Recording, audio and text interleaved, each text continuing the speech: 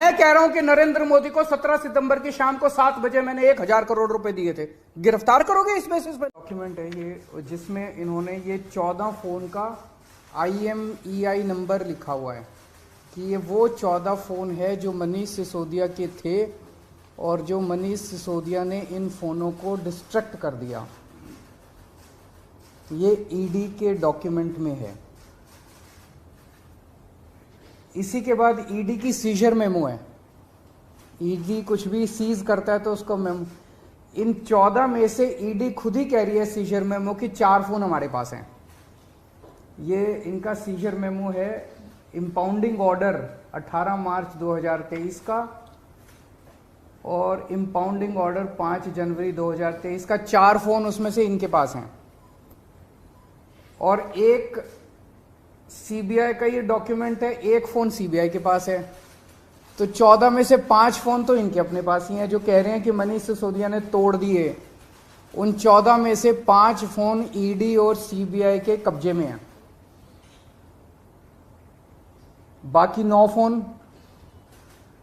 तो जब इन्होंने ये आरोप लगाया, हम तो छोटे लोग हैं, हमारे पास इतने साधन नहीं थे, लेकिन फिर भी अपने सीमित साधनों से पिछले महीने 1.5 महीने में हमने भी थोड़ी जांच करी तो पता चला बाकी मोस्टली फोन, एक आध को छोड़ के वो भी पता चल जाएगा का, मोस्टली फोन जिंदा हैं, कोई ना कोई इस्तेमाल कर रहा है। और उन फोन को कोई वॉलंटियर के पास है, कोई कहीं है, कोई कहीं है, कोई ना कोई इस्तेमाल कर रहा है। वो मनीष जी के फोन नहीं है, वो कोई ना कोई इस्तेमाल कर रहा है। वो फोन जिंदा हैं और ये फैक्ट कि ये फोन जिंदा हैं ये ED को भी पता है और ये CBI को भी पता है। सो ED ने और CBI ने झूठ बोल के ओथ पे, एफिडेविट पे कोर्ट को गुमराह किया और झूठा सबूत उन्होंने कोर्ट के सामने पेश किया, क्योंकि सच तो कुछ मिला नहीं, कुछ था ही नहीं, शराब घोटाला कुछ है ही नहीं, तो निकाले क्या। तो उन्होंने झूठ बोल के मनीष सिसोदिया को फंसाने की कोशिश की, कोर्ट को झूठ बोला। अब ये रोज किसी ना किसी को पकड़ लेते हैं, किसी ना इसको गिरफ्तार कर लिया, उसको गिरफ्तार कर लिया, ये कर लिया। एक कोई चंदन रे, और उनको टॉर्चर कर करके, धमकियां दे दे के, मेंटली टॉर्चर करके, फिजिकली टॉर्चर करके, 3rd डिग्री करके उनसे केजरीवाल का नाम ले लो, मनीष सिसोदिया का नाम ले लो, इनको फंसाओ, उनको किया जा रहा है। कोई चंदन रेड्डी है, हम तो जानते भी नहीं है कौन है।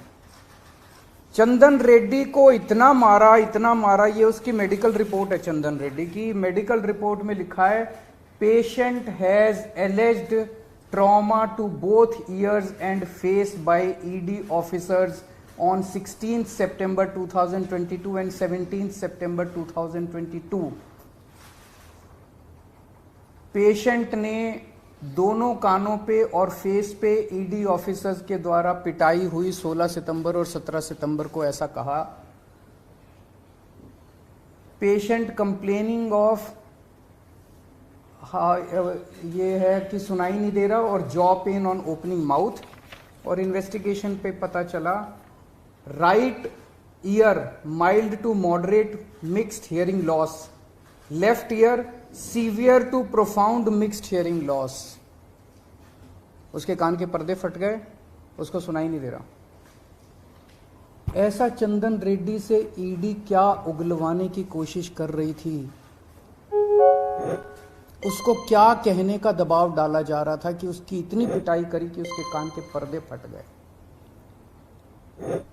उसको किस कागज पे दस्तखत करने के लिए कहा जा रहा था,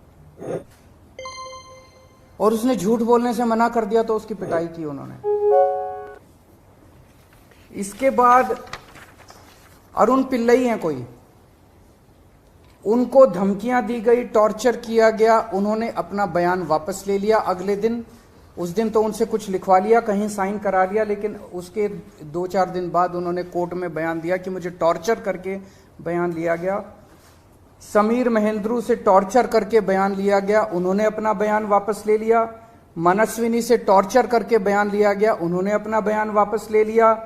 भूषण बेलगवी से टॉर्चर करके, ये 5 नाम तो मेरे पास ही हैं, पता नहीं ऐसे कितने लोग हैं जिन लोगों को टॉर्चर कर करके बयान लिए गए। ये हो क्या रहा है? एक के बाद एक, एक के बाद एक, एक के बाद एक, जितने लोगों को ये बुला रहे हैं सबको मारते हैं, पीटते हैं, टॉर्चर करते हैं।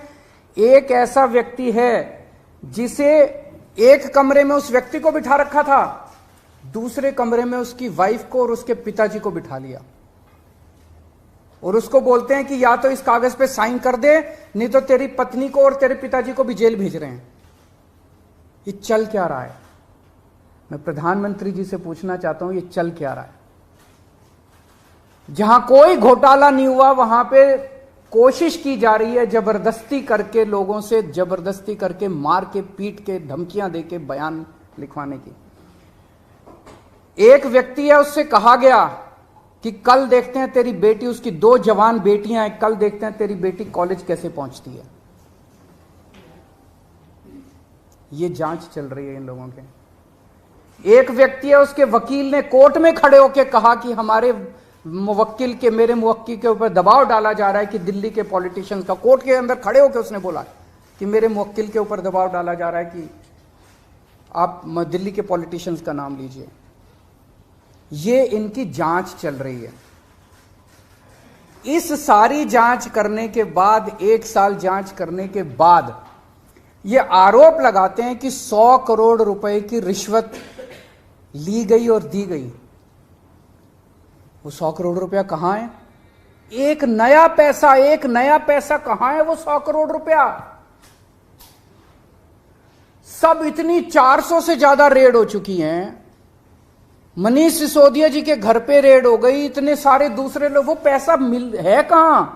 एक नया पैसा नहीं मिला 100 करोड़ रुपए का, ना कोई ज्वेलरी मिली, ना कोई मनीष जी के घर पे गद्दे भी फाड़ दिए इन्होंने, उनके गांव भी हुआ है, उनके बैंक लॉकर भी छान मारे, कुछ नहीं मिला 100 करोड़ में से। फिर आरोप लगाया कि 100 करोड़ रुपया गोवा के चुनाव में इस्तेमाल हुआ है। जी, गोवा के हमारे जितने वेंडर्स थे जिनसे हमने काम कराया था, सारे वेंडर्स पे रेड मार चुके ये लोग। सारे वेंडर्स को इन गिरफ्तार कर करके स्टेटमेंट ले चुके, वहां कुछ नहीं मिला, सारी पेमेंट चेक से हुई है हमारी। सारा हिसाब किताब इलेक्शन कमीशन को दिया हुआ, वहां भी कुछ नहीं मिला। गोवा चुनाव के अंदर इनको धेला नहीं मिला, तो पैसा गया कहां? अगर रिश्वत ली तो पैसा गया कहां? अरे पैसा तो तब मिलेगा ना जब रिश्वत ली गई होगी और रिश्वत दी गई होगी। आज मैं इस प्रेस कॉन्फ्रेंस में कह रहा हूं कि 17 सितंबर को शाम को 7 बजे मैंने नरेंद्र मोदी को 1000 करोड़ रुपए दिए थे। कर लो गिरफ्तार उनको। ऐसे तो कोई भी इस देश में खड़ा होकर कुछ भी कह देगा। मैं कह रहा हूं कि नरेंद्र मोदी को 17 सितंबर की शाम को 7 बजे मैंने 1000 करोड़ रुपए दिए थे। गिरफ्तार करोगे इस बेसिस पे नरेंद्र मोदी को? भाई मेरे पास कुछ सबूत तो हो कहने का। कोई तो मैं कहूंगा भाई मेरे पास ये सबूत है, मैंने दिए थे। ऐसे ही कोई कुछ भी खड़ा होकर कह देगा और गिरफ्तार कर लोगे। 100 करोड़ रुपए दिए, 100 करोड़ रुपए दिए गोवा चुनाव। अरे कहां है सबूत? कोई सबूत नहीं है। ये पॉलिसी इतनी शानदार पॉलिसी थी, ट्रांसपेरेंट पॉलिसी थी, जो भ्रष्टाचार खत्म कर देती पूरे के पूरे शराब सेक्टर में। ये इस बात से साबित होता है कि ये पॉलिसी जब पंजाब में लागू की गई, पूरी कॉपी पेस्ट पॉलिसी है, जब पंजाब में लागू की गई तो इस पॉलिसी से 50% रेवेन्यू 1 साल के अंदर बढ़ गया। 50% रेवेन्यू दिल्ली के अंदर इन्होंने लागू नहीं की, करने दी। पंजाब के अंदर इनकी चली नहीं, क्योंकि पंजाब एक फुल स्टेट है। तो मैं मोदी जी को कहना चाहता हूं, मोदी जी अगर केजरीवाल भ्रष्टाचारी है तो फिर इस दुनिया के अंदर कोई ईमानदार नहीं है। मुद्दा भ्रष्टाचार है ही नहीं, मुद्दा भ्रष्टाचार की जांच है ही नहीं, मुद्दा शराब घोटाला है ही नहीं। ऐसा शख्स, देश का प्रधानमंत्री जो सर से लेकर पैर तक भ्रष्टाचार के अंदर डूबा हुआ है, उसके लिए भ्रष्टाचार मुद्दा कैसे हो सकता है? पिछले मार्च के आखिरी हफ्ते के अंदर मैंने इतने सारे असेंबली के अंदर इतने सारे गिनाए थे भ्रष्टाचार जो इन्होंने किए हैं, इतने भ्रष्टाचार गिनाए थे। इन्होंने तो मेरे को तभी कह दिया था उस दिन, जिस दिन असेंबली में मैंने स्पीच दी थी, शाम को संजय सिंह का मैसेज आया कि अरविंद जी अब अगला नंबर आपका है। कल सत्यपाल मलिक जी ने एक इंटरव्यू दिया, मैं वो सुन रहा था। सत्यपाल मलिक जी ने कहा मोदी जी को भ्रष्टाचार से कोई परहेज नहीं है। ये मैं तो नहीं कह रहा हूं, ये तो उनके अपने गवर्नर कह रहे हैं। सत्यपाल मलिक जी कौन है? सत्यपाल मलिक जी मोदी जी के बहुत खास लोगों में गिने जाते थे। पहले उन्हें जम्मू कश्मीर का गवर्नर बनाया, फिर उन्हें गोवा का गवर्नर बनाया, फिर उन्हें मेघालय का गवर्नर बनाया। उन्होंने कहा कि मेरे जो इंटरेक्शन हुए मोदी जी के साथ उसमें पता चला है कि मोदी जी को भ्रष्टाचार से किसी तरह का परहेज नहीं है। उसी इंटरव्यू में उन्होंने कहा कि इन लोगों के कुछ मुख्यमंत्री हैं जो भ्रष्टाचार करते हैं, खूब पैसे इकट्ठे करते हैं, लेकिन वो सारा पैसा मुख्यमंत्री अपने पास नहीं रखते, वो पैसा ऊपर भेजते हैं और वहां से वो पैसा उनकी दोस्त की कंपनियों के अंदर इन्वेस्ट होता है। मैंने भी तो इसी तरह का कुछ कहा था अपने उसमें, तो चलो मेरी बात तो नहीं मानी, अब तो गवर्नर इनके अपने गवर्नर कह रहे हैं। तो ऐसा व्यक्ति जो इतना भ्रष्टाचार कर रहा है उसके लिए भ्रष्टाचार मुद्दा हो ही नहीं सकता। उनके लिए भ्रष्टाचार मुद्दा थोड़ी है। तो फिर ये आम आदमी पार्टी के पीछे क्यों पड़े हैं? 75 साल के भारत के इतिहास में किसी एक पार्टी को इतनी बुरी तरह से टारगेट नहीं किया गया जिस तरह से आम आदमी पार्टी को ये लोग टारगेट कर रहे हैं। नंबर 2 को गिरफ्तार कर लिया, नंबर 3 को गिरफ्तार कर लिया, और उनको गिरफ्तार करने का तो मकसद इनका यही था कि मेरी गर्दन तक पहुंचना। तो अब ये मेरे पीछे पड़े हैं, मुझ तक पहुंचने की कोशिश कर रहे हैं। किसी पार्टी को इस तरह से नहीं